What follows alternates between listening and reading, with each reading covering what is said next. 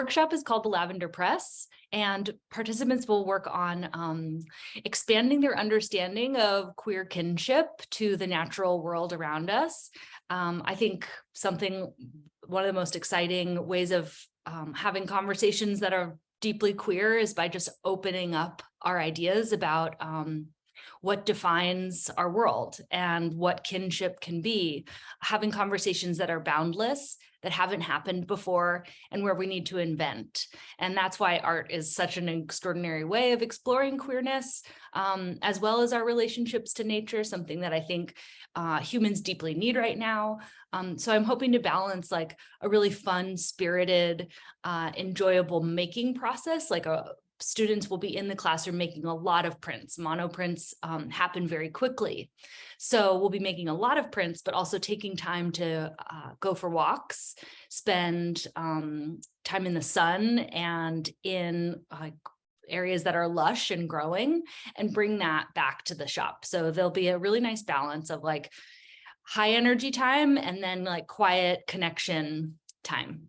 Here's an example of pushing prints or plants through the press, and also finding different ways to like touch, caress, care for plant matter.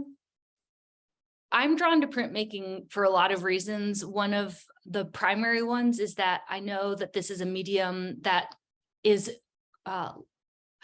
welcoming enough to kind of contain all of my multitudes. This is a place where my gender identity can be the fluid thing that it is, where in any way that I come to it, I'm a mixed race person, like that has a space. There's like a collision and a merging that is always like, I always find room for it in printmaking. It's one of the reasons I love teaching, because I think that there's something there for everyone to get from it, that it's a generous medium. I also think that there are so many amazing layers to it, which is, of course, I mean, for those who don't know, another printmaking metaphor, like you're creating layers on top of each other for color, for texture, you're pressing things into one another. So I think that there's a tremendous amount of potential in all the metaphors in print. It's also just a place for invention. And I love a studio environment. Students will find themselves like seeing what one person is making, what another person is making, and finding that like filter into their work.